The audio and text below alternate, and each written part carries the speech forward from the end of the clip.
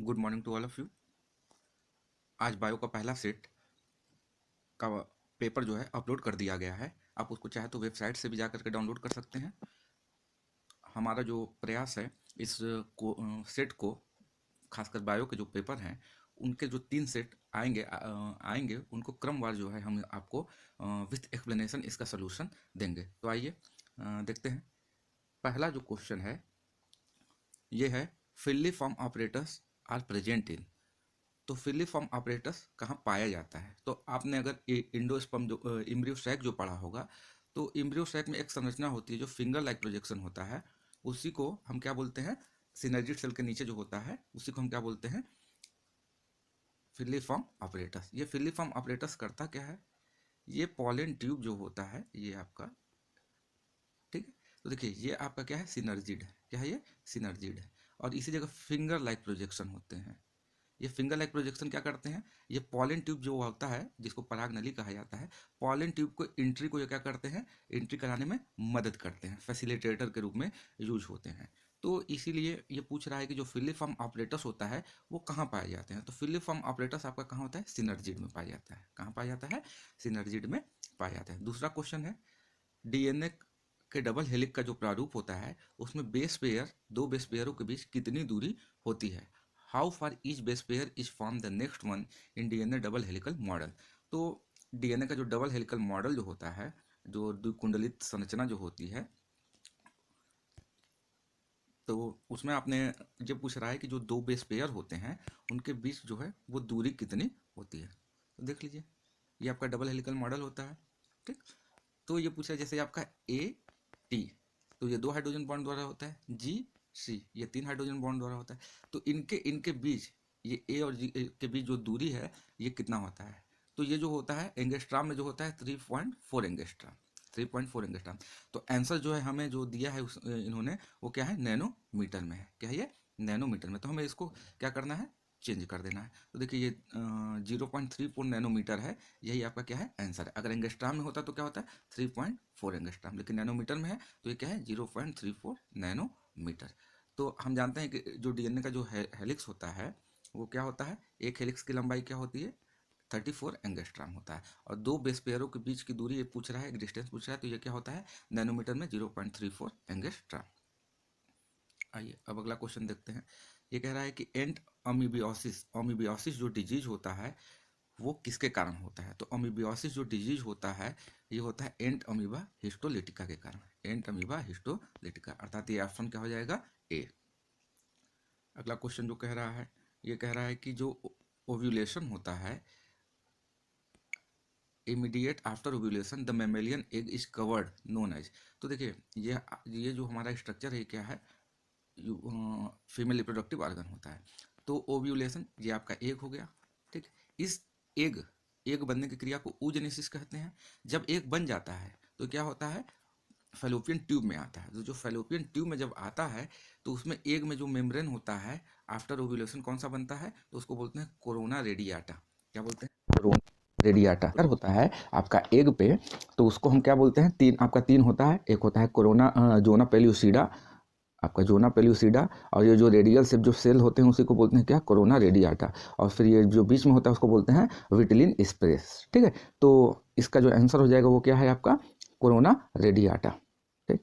अगला जो क्वेश्चन है ये कह रहा है कि D which of the following is substrate for DNA replication. DNA replication में कौन जो है एक सब्सट्रेट के रूप में यूज होता है? तो जो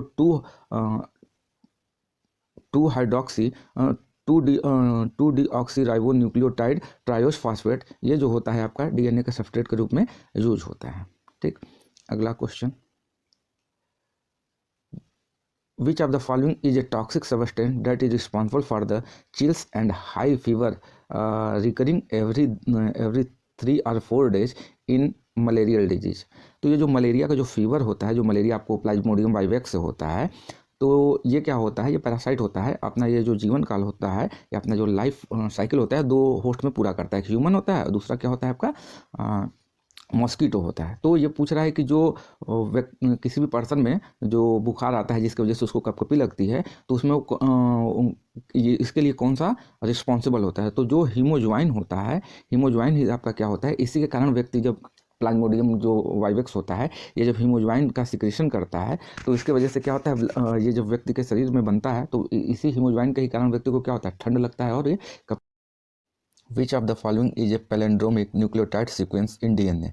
देखिए 7वां क्वेश्चन जो कह रहा है कि पैलेंड्रोमिक डीएनए सीक्वेंस कौन सा है। तो देखिए पैलेंड्रोमिक न्यूक्लियोटाइड क्या होता है, एक ऐसा सीक्वेंस जो read like a forward and backward sequence. तो पैलेंड्रोमिक सीक्वेंस क्या होता है, a nucleotide sequence which read a like in forward and backward sequence.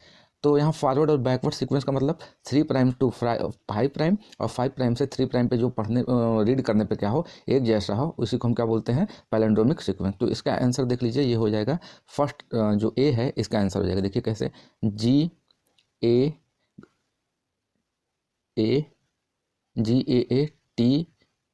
T T C। तो देखिए इसका G से क्या है, C है, ठीक, A से क्या है, T जो होगा, फिर इस ए से क्या होगा, टी होगा, ठीक, और इस टी से क्या होगा, ए होगा, और इस टी से ए होगा, और इस टी से भी क्या होगा, ए होगा, और ये लास्ट वाला जो सी है उससे क्या होगा, जी होगा। तो ये सब सपोज कर लीजिए 5 प्राइम है और ये क्या होगा आपका 3 प्राइम है। तो ये 5 प्राइम से 3 प्राइम जो पढ़ने पे क्या होगा, एक जैसा हो, फॉरवर्ड और बैकवर्ड सीक्वेंस जब एक ही जैसे सीक्वेंस में है तो उसी को हम क्या बोलते हैं, पैलेंड्रोमिक सीक्वेंस। जो 8वां क्वेश्चन है, ये कह रहा है कि म्यूचुअलिज्म क्या होता है। कौन सा कुछ एग्जाम्पल दिए हैं, उनके बारे में बतलाना है कि इनमें कौन से जो है म्यूचुअलिज्म के एग्जाम्पल है। म्यूचुअलिज्म को सिंपल सा समझ लीजिए, किसी को सिम्बियोसिस भी कहते हैं। इसमें क्या होते हैं, बोथ पार्टनर, सपोज स्पीसीज ए है और बी है, बोथ पार्टनर क्या होंगे, एक दूसरे को क्या करेंगे, बेनिफिट पहुंचाएंगे, एक दूसरे को लाभ पहुंचाएंगे, और इसी को क्या कहते हैं, सिम्बियोसिस भी कहते हैं। तो देख लीजिए, जो माइकोराइजा होता है और रूट के बीच, रूट ऑफ फायर प्लांट के बीच जो संबंध होता है, ये क्या है, म्यूचुअलिज्म का एग्जाम्पल है। इसी तरह दूसरा, हर्मिट क्रैब का जो कवच होता है उसमें सी एनिमोन का पाया जाना, ये भी क्या है, ये भी क्या है आपका म्यूचुअलिज्म का एग्जाम्पल है। और वेफ्स द्वारा फिग प्लांट का पॉलिनेशन भी करना, ये क्या है आपका म्यूचुअलिज्म का एग्जाम्पल। तो इसमें जो आंसर हो जाएगा वो क्या हो जाएगा आपका, डी वाला जो आंसर होगा, ऑल ऑफ दीज। तो ये क्या है, म्यूचुअलिज्म के एग्जाम्पल है। Next question, cyst of which of the following is an indicator of contamination of water bye sewage. ये कह रहा है कि सीवेज में जो सीवेज वाटर होता है उसमें जो सिस्ट फॉर्मेशन होता है, सिस्ट मतलब कह लीजिए कि कवर्ड होता है, हार्ड कोट, या कह लीजिए कि एक मेम्ब्रेनस स्ट्रक्चर होता है। तो जिसमें सिस्ट फॉर्मेशन होता है, वो सीवेज में जो सिस्ट का फॉर्मेशन होता है वो किसके द्वारा होता है, तो आपका जो सीवेज में मेनली जो आपका एंट अमीबा हिस्टोलेटिका जो होता है, इसी के द्वारा सिस्ट का फॉर्मेशन होता है। नेक्स्ट क्वेश्चन जो है, जो आपका जो आपका ओरल कॉन्ट्रासेप्टिकल पिल्स होता है, जिसको आप कमर्शियल नेम में कह सकते हैं कि जो आपका मालाडी होता है या जो सहेली जो होती है, ये सब जो कॉन्ट्रासेप्टिकल पिल्स होते हैं जो पॉपुलेशन कंट्रोल के लिए होते हैं, टेम्परेरी जो मतलब प्रेगनेंसी को रोकने के लिए होते हैं, तो उसमें पूछ रहा है कि उसका जो कंपोनेंट का जो कॉम्बिनेशन होता है वो मुख्य रूप से किसका होता है, तो वो प्रोजेस्टेरॉन और एस्ट्रोजन का बना होता है। इसी को हम क्या बोलते हैं, एस्ट्राडायोल भी बोलते हैं। क्या बोलते हैं, एस्ट्राडायोल। अगला क्वेश्चन है 11वां क्वेश्चन, कि निषेचन के समय जो एंजियोस्पर्मिक जो फीमेल गैमेटोफाइट्स होता है, उसमें जो होता है फर्टिलाइजेशन के समय वो कितना सेल्ड का वो होता है। तो जाहिर सी बात है, ये क्या होता है आपका जो एम्ब्रियो सैक जो होता है, ये वाली जो समझना है, तो इसमें 3 ये हो गया, ठीक है। देखिए ये आपका क्या होगा, एंटीपोडल, 3 एंटीपोडल सेल हो गया, इसमें आपका 2 सिनर्जिड, एक हो गया, और ये जो हो गया आपका पोलर न्यूक्लियाई। तो 3 ये हो गया, 3 ये 6 हो गया, और एक ये 7। तो इसमें क्या हो जाएगा, ये 7 सेल्ड होगा। क्या होगा, ये 7 सेल्ड। तो अगर पूछता न्यूक्लिएट तब 8 न्यूक्लिएट हो जाता है। तो 7 सेल्ड ऐसे भी आपको थोड़ा सा कंफ्यूज करने के लिए क्वेश्चन दिया है कि आप उसको कंफ्यूज करिए, इसलिए। तो अगर 7 सेल्ड और 8 न्यूक्लिएट पूछता तो सभी मार देते हैं, लेकिन इसमें क्या क्वेश्चन थोड़ा सा ट्विस्ट किया है कि पॉलिनेशन के समय at the time of fertilization जो फीमेल गैमेटोफाइट होता है वो कितने सेल का होता है, तो 7 सेल का होता है।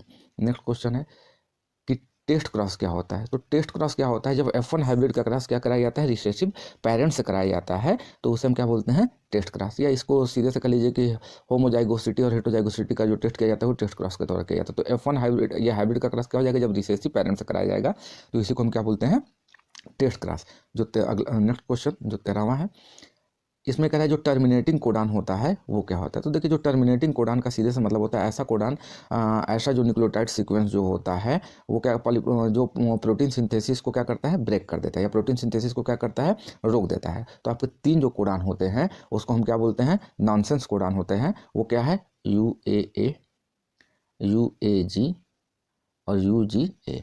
ये आपके क्या है, 3 टर्मिनेटिंग कोडान होते हैं, इसी को नॉनसेंस कोडान भी बोलते हैं। इसको आप ऐसे याद कर सकते हैं, उआ, उआग, उगा।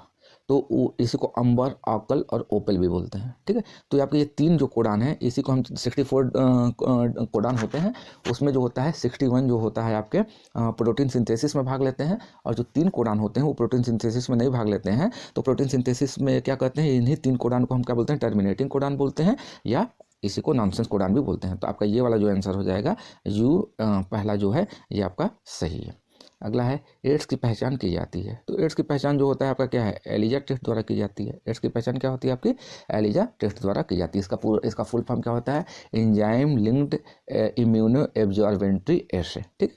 अगला क्वेश्चन ये कह रहा है कि the process of copying genetic information from one strand of DNA to RNA is termed. ये कह रहा है कि DNA से RNA बनने की प्रक्रिया जो है वो क्या कहलाता है, ठीक है।